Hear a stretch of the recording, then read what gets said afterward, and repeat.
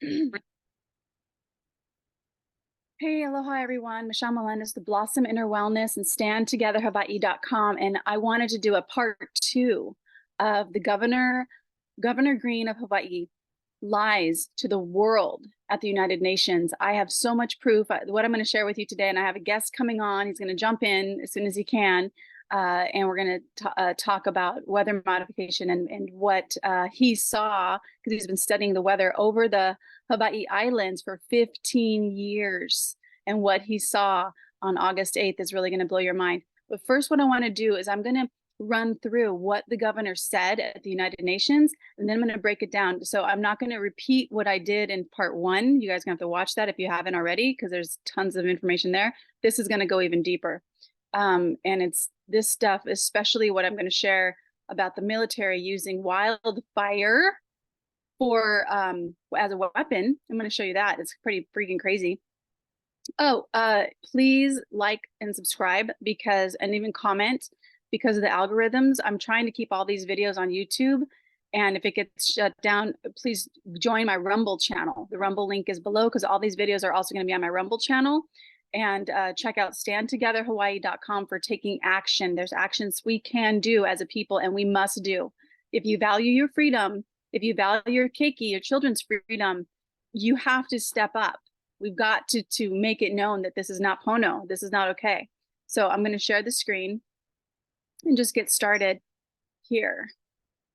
First, let me say I was so pleased and honored to have our students from Hawaii welcome us today. Thank you, students and mentors.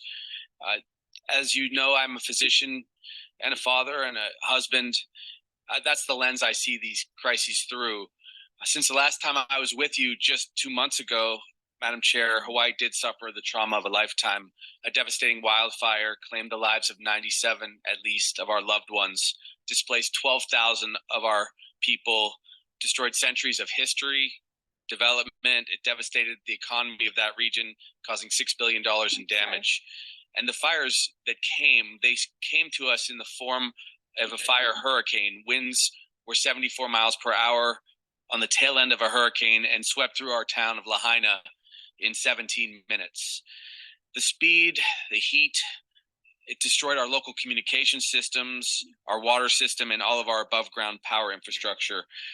And so I can tell you, as an elected leader, I don't want to ever see this happen to us again or to any of you. So I'm here to give you a report from the front lines on the climate crisis and an urgent warning. We no longer anticipate the destructive events of climate change. We are now fully enduring them as a people and a world. Global temperatures have increased. 2023 is the hottest year in human history. Droughts across the world have become frequent and severe and prolonged. We've seen wildfires not only in Hawaii, of course, but in Algeria and Greece, in the United States and Canada, causing air pollution from the smoke. And this summer, smoke from 900 wildfires burning through Canada triggered air quality alerts all across the eastern United States. 70 million people were affected, including my mother. Meanwhile, our western states are grappling with the worst mega drought in 1,200 years. And for those out there who still doubt that climate change is impacting the world, note this. In the first half century, from 1953 to 2003, Hawaii experienced a total of 6 fire disasters. This August, we experienced 6 fire disasters. Ocean temperatures rise, they melt our ice caps. The marine heat waves threaten more than half of our world's marine species, which will stand on the brink of extinction. So let me say this very clearly. There's no town or city or human community on Earth that is safe from this extreme weather that's fueled by climate change, which is why we must deliver on these sustainable development goals, and you are champions to this end. Let me say this. The devastation on Maui has taught us that we have to urgently commit ourselves to a higher standard reflected in our Aloha Plus Challenge and the United States SDGs. So we can take action. We can move power lines underground. We can build fire mitigation to protect our energy grids. But we have to back down on climate change. We have to use technology and human solutions as were described before me. And just let me say this. Ben Franklin said, we must all hang together or we will hang separately that is true of climate change. We're in this battle together. We fight for the future of humanity. We struggle to preserve our life here as we know it. And I can say this, I will do my part to bring American local governments along on this journey because of your leadership. We have faith because you have faith. Aloha and mahalo. Okay, so I'm going to get my other headset on. Okay, so I know that that was probably brutal to go through because listening to absolute. There's a few things. Actually, I'm going to stop share really fast, and I'm going to share that. There's a few things I want to start with, and that is that 97 people died in a fire that destroyed a town, he says, in 17 minutes. How is that possible? He talked about the relocation of people, but he doesn't mention the missing people. He doesn't mention, I think it's 1,200 children that are missing. And these people need a voice. Who is talking about them? You know, 97 people in a fire that supposedly burned 17 minutes, went like that, which I've actually seen videos of how quickly it ran through the town. So I think that number is absolutely a lie. I think that's his number one first lie. And then he doesn't even mention the missing people. Why? Why, Governor Green? Why aren't you mentioning the missing people? Then he says that the fire was so hot that the heat took down the water infrastructure. They turned off the water. They actually had a thing where there was a farmer that had a taro field and they needed to get his permission because they needed to route the water, and they turned it off. So it wasn't the fire that destroyed the water infrastructure. It was actually turned off. There was a guy, I saw a video of this guy. He said he was saving his house. He was saving his house with the water, and somebody else was helping him or something. And they turned it off. And when they turned it off, the fire just took it. The fire took it. So let me show you this. So now I want to go through another screen share as I'm going to show you something that he talks about climate change. It is a bunch of baloney. World Climate Declaration. There is no climate emergency. 1,609 signatories. Let me just show you. Global Climate Intelligence Group. This is from the clientele.org. World Climate Declaration. There, check this out. This all explains it. But who are these people? To believe the outcome of a climate model is to believe what the model makers have put in. This is precisely the problem of today's climate discussion, to which climate models are central. Climate science has degenerated into a discussion based on belief, not on sound self-critical science. Should not we free ourselves from the naive belief in immature climate models? And who signed this? First of all, that's our world. How beautiful. The undersigned. This is the WCD ambassadors, which I'm not sure what that is, but I should have looked that up. Probably something. World Climate Declaration. So World Climate Declaration, August 14th, 2023. Total signatures, 1,609. Scientists and professionals from Argentina, from Australia. These are all the people that are signing off on the fact that what they're saying about climate is B freaking S, and all of it. I'm going to leave the link and you guys can look at all of it, but we got Austria, we got Bangladesh, we got Barbados and Belgium. And so these are all of the people, 1,609 scientists and professionals, climatologists, meteorologists, geologists, all saying the same thing. They're lying. And Governor Green is absolutely lying. And then, okay, so I said that. So let me check out, because I wanted to see if Bruce is on board, because I want him to share. And if he doesn't, then I'm going to share this his video. Hold on one second here. Okay, so let me go ahead and share my screen again, because I'm just going to go through my material and hopefully he'll jump on. So let me talk about this.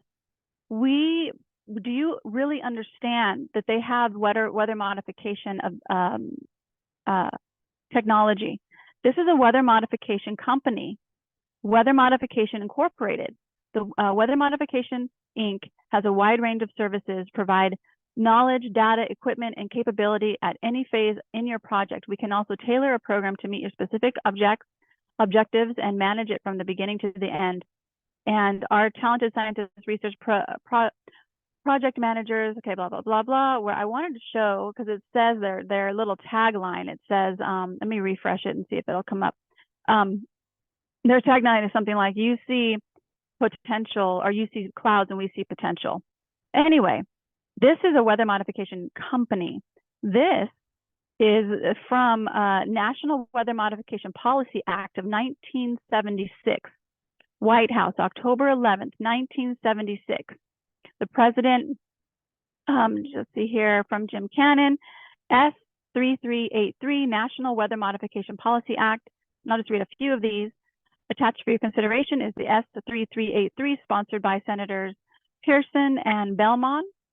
And this says the enrolled bill would direct the Secretary of Commerce to conduct a study which would include a review and analysis of research efforts and needs in weather modification technology, and an assessment of the potential economic importance and legal, social, ecology, and implications of expanded weather modification activities, the formulation of options for a model regulatory code for domestic weather modification activities. Okay, and I'll just leave the link. You guys can read the rest and read the whole thing if you want to. And then the last thing, and if Bruce doesn't come on, then I might have to do another video. Let's see here. So the last thing I want to share before Bruce comes on is this is going to blow your freaking heads off, but not really, because you're amazing and God-given light beings, infinite intelligence beings. Anyway, Defense Technology Information Center, preserving knowledge, connecting people, inspiring innovation. What is this? What does this say, everybody? Forest fire as a military weapon. The corporate author, Forest Service, Washington, D.C. What does this say? Well, how about we read it?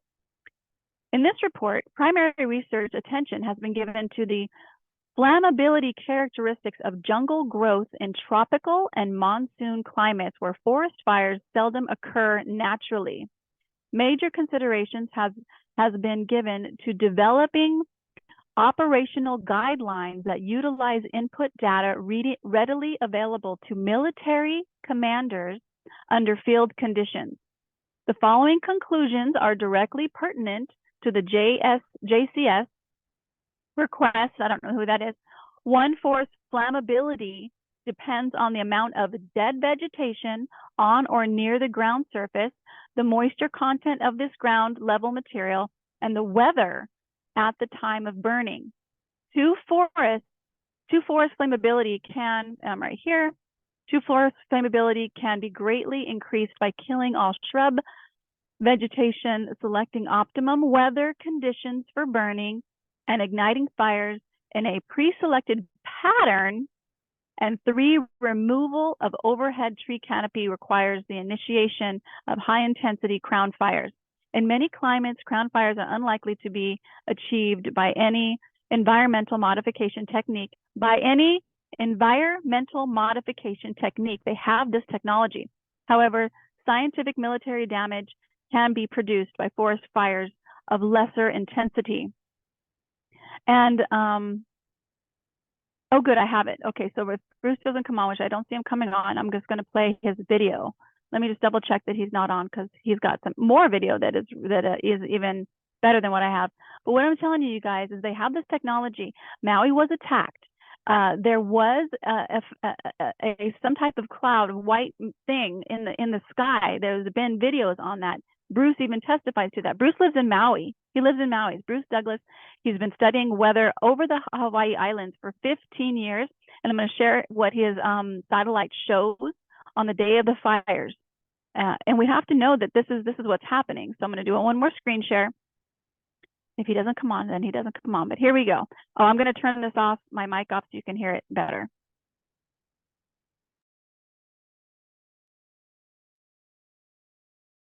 Well, you've been tracking weather issues around the Hawaiian Islands for decades, as I recall, and really done a deep dive over time into contrails and all of those issues. You were the first person that really taught me about what that contrail cloud seeding program was about. and how it's being deployed in the Pacific. So tracking weather is something that you have deep experience in. Yeah, since I woke up to it 15 years ago, I've been looking at every major storm system and determining, was it engineered? Was it natural? How is it done? Trying to understand the whole process. This one here is what I believe to be a natural hurricane. It slowly starts spinning off the coast of Mexico at about 10 degrees latitude. And then it starts spinning, and it's not a huge hurricane. It's rather small and contained. And it gets spinning very nicely and stays at 10 degrees latitude. It doesn't veer off to the north.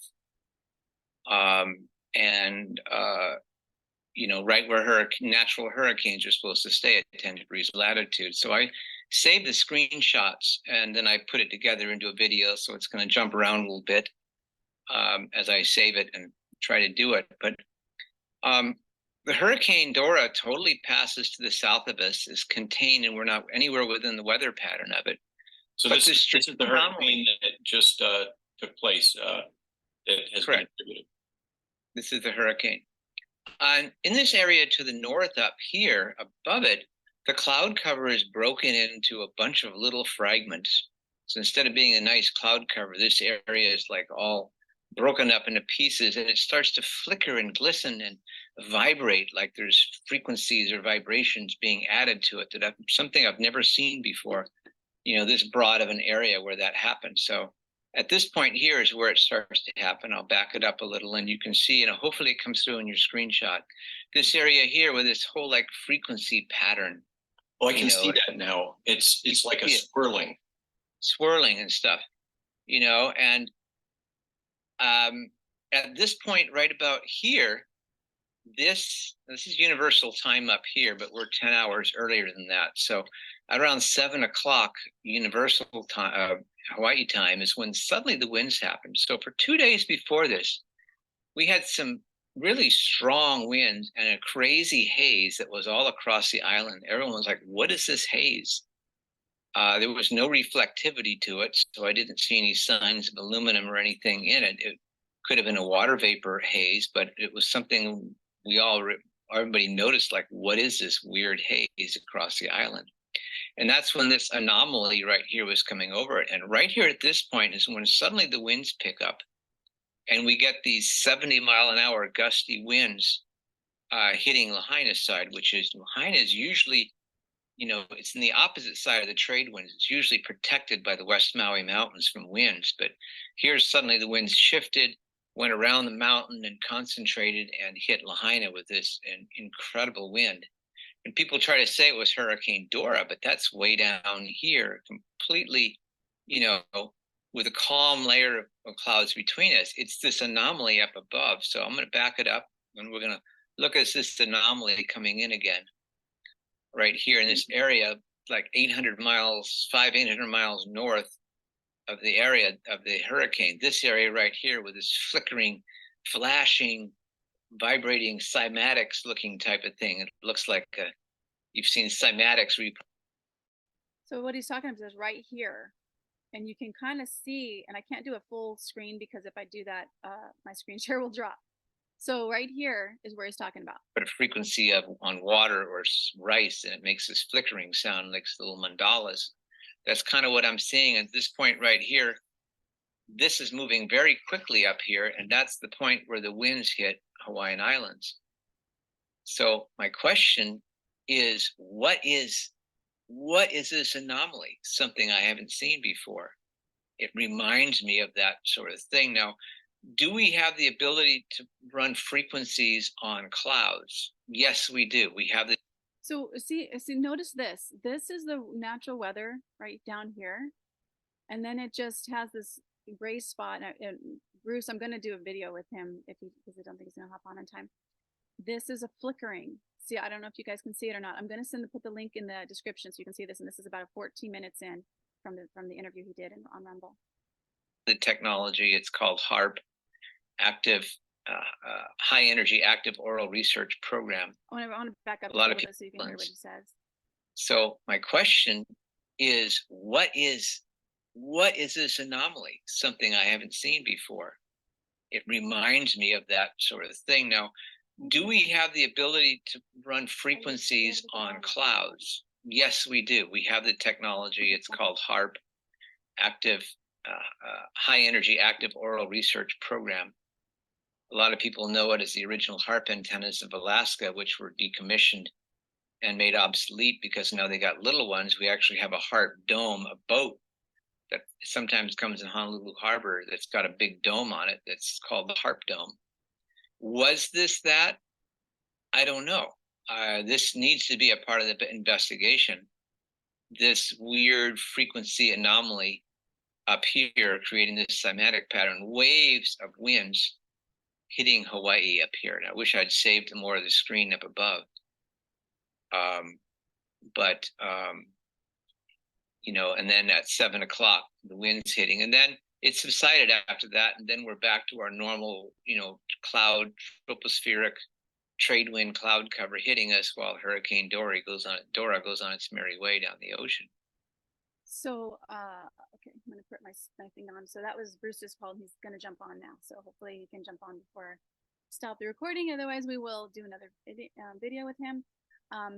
So there, I wanted to share that the Governor Green is lying through his teeth, and that we need to know what's happening. We can't forget the people, the missing people, like the thousands of missing people, the children. Those people, they matter. Bruce, thank you so much. Bruce Douglas is on, and I just shared your video. You said you had some more videos that you want to share about the anomaly. You've been studying the weather around the Hawaii Islands for 15 years. And you said that in the video, you said this is something you've never seen before. Can you explain that a little bit more? Yeah, I've never seen this frequency style anomalies in the cloud pattern. I mean, you can see something going like this, like a big wave pattern, creating waves out from a central point going all out, all directions. And I've never seen it that obvious on a satellite before. And it was completely disjuncted from the hurricane, which was 600 miles to the south of us, you know, and this was like at par with us, 600 miles away from the storm. There was dead clouds between the two, and it created those wave patterns. And I'll show you. Did you? Oh, yeah, I'm gonna have you be the host in a second and have you share your screen. Did you? And you said that there was like a white haze the day before. Can you explain that? Day before, across Maui, and I hear reports from Oahu as well, there was a white hazy type of substance. A lot of people thought maybe that was some accelerant or something they added to the mixture, added aluminum. But I saw nothing of the haze from the infrared satellite images where I would see the reflectivity of aluminum or other sort of metallic nanoparticles. I assumed it was actually just because we had, you know, high winds across the ocean sustained for a whole day, that would generate a salt spray that would go across the island. So I didn't consider that anything aberrant. Okay, I'm going to change host because I want you to, okay, you should be able to share your screen now so we can see a little bit more of the satellite images that you're talking about. And you're on the Maui Islands. Have you been to Lahaina? Have you seen? Yeah, many times. And in fact, after I'm done with this, I'm going to go to Lahaina again. Okay, so we'll talk about that right after this. So this was twice a day. There's a high resolution shot that happens. This is August 5th, 2 days before the hurricane. And you can see it's normal clouds with Maui there in the center of the screen. Normal clouds. This is the morning of the 6th and the afternoon of the 6th. So twice a day, you get these high resolution shots of Maui Island. But a strange thing happens in the morning of the 7th. You start seeing the clouds coming to us in wave patterns, line after line after line. That's not a normal way that clouds behave. They don't like line up. And by the afternoon of the 7th, it's totally pronounced. You can see that's like the ocean. It looks like the ocean. Yeah, looks like the ocean, like waves. Like someone's got a wave generator out there and you know, creating a low pressure, extra low frequency, boom, boom, boom, in order to create these big clouds with a lot of force behind them, because we had sustained force winds, you know, all the day before. So the morning of the 8th, we still have it. Now the lighting's a little bit different, so you see it a little differently there, but by the afternoon of the 8th, when the fires hit, you see the lines of clouds coming at us during that time. But for some reason, Maui Island was blocked out and you can't see what's actually going on. Oh, this is an actual, what, no, this is an actual image? Like what is this coming from? This It's an picture? actual image you pull off the weather satellites, and it's twice a day. These aren't geostationary satellites. These are the ones that revolve around the Earth. And twice a day they go around, they take pictures, high resolution pictures everywhere on the whole planet. And you're saying that this looks like this, like they're not showing what's happening over Maui Island. They're not showing what's happening over Maui. It's blocked out. Now and then there is these little lines that go across these pictures. So you could blame it on something natural, but it's very convenient that at the time of the fires, this type of line happened. And you see the next day, on the morning of the 8th, it's back to normal clouds again. But oh my gosh, okay. Here we During are, the fire. lines of clouds coming at us, and it's all down to the wind. I mean, you could have done arson fires, lots of arsons, and created those very points, of fires, with various arson techniques, even though we're seeing all these other signs of energy weapons being used. Yeah, you have sustained force winds. So it's all down to the winds. Now, do we have the technology to do this? Yes, we have HARP antennas that can do this sort of thing. And HARP is an ionospheric heater. So what HARP does is it shoots radio waves at the ionosphere up high, really high in the atmosphere where the ozone layer is. And since the radio waves, since they're ionic particles, it can interact with that and actually heats up the particles, heats up the ions, and causes it to raise up higher because it's heated, superheated. And then they suddenly turn it off and go whoom, like a big drum beat down below and create a pressure wave down below.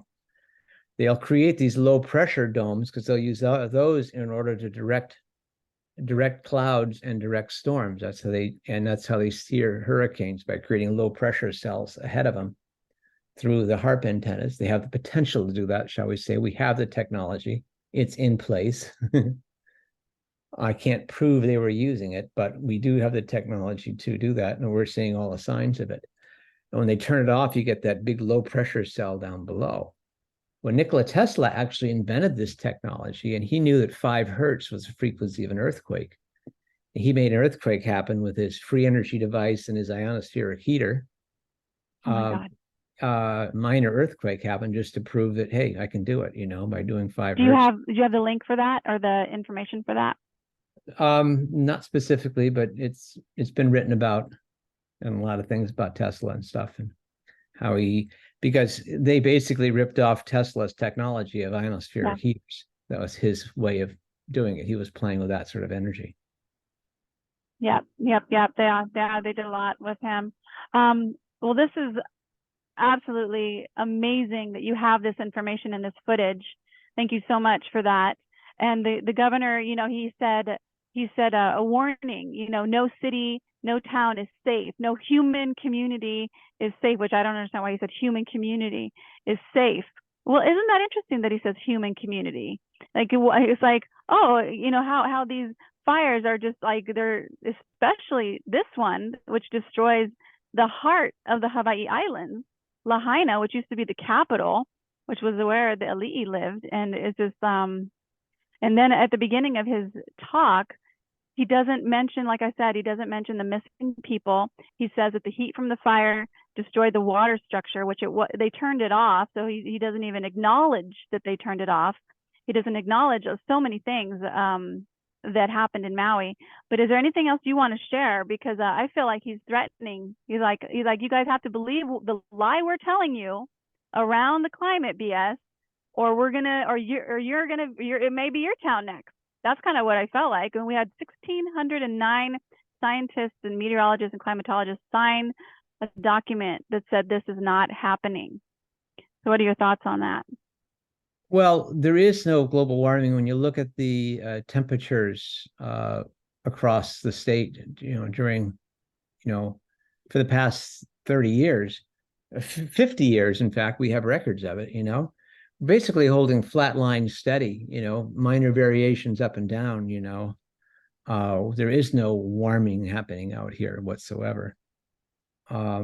And Okay. the hurricane, which they try to explain the winds in the hurricane, was 600 miles to the south with normal winds in between.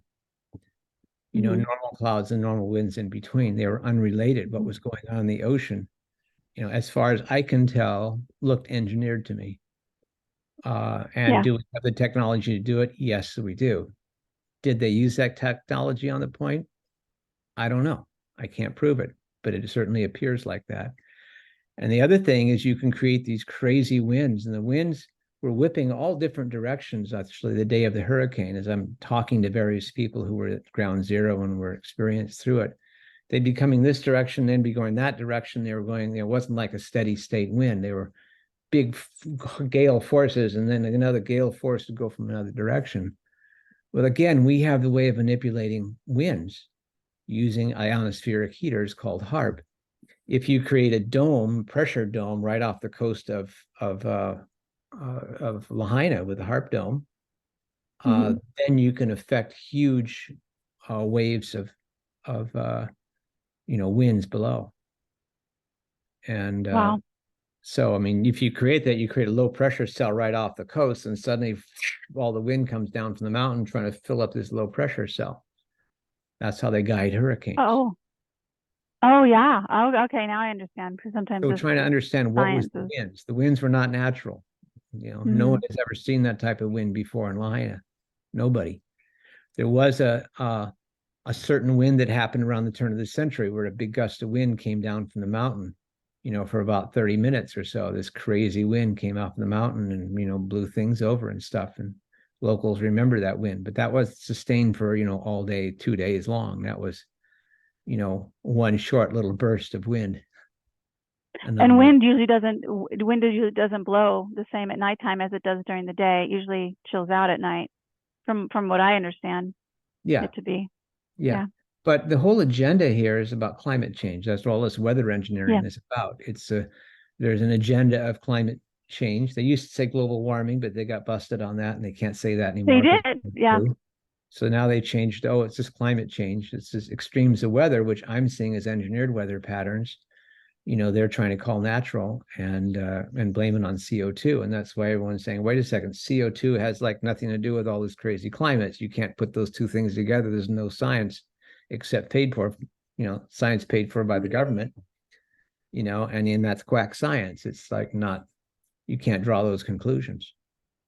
Yeah. And the United Nations, which is not elected officials, and all of these, and I think they're absolute demons in there, and they're trying to make policy and agendas for us and how we live. But I want to go to Lahaina fires. What did you see, and how are the people doing? And is there a list for the number of missing people and missing children? Because the governor's not mentioning anything about missing people. Yeah, well, the FBI and the local police department, people made police reports for missing persons. And that was put on a website. And I looked at that website about 2 weeks ago, and the number was about 385 to see if there are any names on that I know. Next to each one of those names was a number of a police report that was made where someone claimed that this person was missing. And then they claimed they went through that list and tried to whack it down. And, you know, you would assume over a period of time, people would either be found or they wouldn't be found and still be on the missing list. I don't know how accurate they're actually doing it or how transparent they are, but, you know, at the time I looked at it, you know, it started out as 1,000, it came down to 385, and now it's, you know, down to some minuscule number. They think they found everybody, but I don't know. The missing children, you know, a lot of kids didn't want to go to school because they want to stay with their family. They've been confused. They don't want to be bussed off to Kihei or some other weird place to go to school. You know, they're traumatized. They want to be with their families together. A lot of families left the island. They can't find them. They said, "Phooey, I'm going to, you know, go with some family someplace else," and left. And so they can't locate. People lost their phones and their computers, you know, and they're out of communication. I think that number that was 2,000 who didn't show up at school, brought that number to 400 about 2 weeks ago, and they were still trying to figure out who they were, who they weren't, and what happened to them. But since everyone's scattered to all these different places, it's very hard to locate people and really do it. And my personal feeling is every kid has an adult associated with them. And we would be hearing more from the locals and I'm hanging out with saying, hey, my list of this child is missing and they're not on the missing persons list. I haven't really heard that from anybody in the front lines here. Do you think that maybe, is it possible that whole families have been gone and that's why nobody's claiming their possible. This It's also missing? possible whole families, a lot of families just left the island, they says we have no place Okay. to go. We don't want to be in a refugee center. We're just going to go and we're going to turn our backs, and they're out of communication. People don't know what happened to them. So I know they've been trying to track people down, and the Red Cross has, actually been doing a pretty good job of that. I mean, the people workers, the higher echelons of Red Cross, that's different, but the people on the ground actually working are sincere, real people, doing their best. Yeah, I totally agree with that. Absolutely. So the Lahaina fires, were you able to see anything you want to report on the actual fire area, burn area? Well, I've actually gotten into ground zero once in a nefarious way. I won't talk about, but I actually was able to drive through it with somebody who had a pass and kind of really experience it. They'd cleared all the roads of all the dead cars and stuff. But what I was looking for is I'm trying to find solid, evidence. Was there or was there not directed energy weapons used? And the things you look for is things cooked from the inside out. So you look for bodies that are cooked from the inside out. You look at trees that are cooked from the inside out, right? You look for fires that start in the middle of a tree. You got to think of a directed energy weapon kind of like a lightning bolt, right? It's got plasma energy behind it, and it could be either plasma or it could be laser guided microwaves. They have both technologies, so hard to say what was actually used. But if it hits a tree, the energy, just like when you see lightning hit a tree, the energy goes down and hits the base of the tree, and when it grounds out, that's where it concentrates and ignites the tree at the base or the roots. That's why you get the fires burning from the inside. Now that's different if the tree was hollow and the fire managed to get inside the tree. So you got to differentiate those two. But I actually found some pictures of trees, that were broken or cut, and you can see the inside of it is cut and the outside of the bark is still in good shape. I can show you some of those pictures if you want to see them. Yeah, if you have them, do a screen share. And I only have a few more minutes to stay on, but this has been so great, Bruce. Thank you so much for jumping on. He jumped on like last minute. I'm like texting him and called him, hey, can you jump on a Zoom? I don't have much time, and he said yes. I was like, what? Oh my gosh. So thank you so much for your time and your willingness. Okay, this is a really interesting one right here. Let me pull it up here. Takes a moment to click all these buttons. Yeah, should hit screen share on there, and then we'll do a quick prayer because honestly, this is a spiritual warfare, everybody. And these demons are they think we're stupid. They really think we're stupid. Okay, so this is a tree here where you see, it was cooked right here. Now that could have been a hollow tree, but the curious part is the one right down here at the bottom. I don't know how much it comes up for you in the picture, but this is a cut limb right here. And in that cut limb, you can see the outside bark is still there, but the inside of the tree is cooked. Oh, yeah. Okay, now that's the type of herald signs I'm looking for of what, laser guided microwaves would look like. They use that sort of energy to cook things from the inside out. I saw a rather disturbing pictures yesterday. I was on a Zoom call with some people who do emergency response. And they had some pictures of bodies that were charred, but not like any other human bodies. Very disturbing to look at, but I have to know the truth and understand it. So I persevere through. And it was not charred like it was probably a black person who had cornrows on his hair, and his hair was still intact, and his body was like charred, like it was cooked microwave from the inside out. Oh my God! And this is his hair was still there. People have found as well. They found animals the same way, where they're not burnt like a heart, like things burn. It looked like someone put them in a microwave and cooked them from the inside out. Mhm. So that's, you know, a picture there Okay. of this particular tree. You know, Okay. again, I was Thank you for looking that. for trees that were burnt from the inside out, you know, that I could actually prove. Yeah. So that was one. Yeah. I was also looking for cars. You know, it's aluminum will melt. That's where a lot of people have wrong information. Aluminum melts at 1200 degrees, which is well within the 1500 degree range of a normal car or house fire. And these probably reach temperatures of 1800 degrees when you add the wind to it. So aluminum melts. So aluminum tires melt, but steel should not melt. And Steel glass, doesn't glass and take a lot of glass. more? Glass Yeah. will soften and it'll make layers and Mhm. stuff, but it won't like start dripping down and dripping away once it reaches the Mhm. molten point. So it will soften, just like steel will soften and it'll, you know, bend and it'll curve and stuff like that. But it shouldn't start to Doesn't peel. start to There was or dissolve. Yeah, dissolve. dissolve. There was one car Yeah. that I found in particular that had molten steel with it, where the front of the truck had, you know, completely demolished and the back of the truck was still in good shape. Mm. And Yeah. So there's so much evidence that they should be doing a private investigation on this, and I know that they don't want to. But let's just do a quick prayer because I have another appointment to get to. But Bruce, I said thank you so much for your time. I But if just want you're, to say let's we've just created a do, yeah, website please. called MauiCommunityInvestigation.com.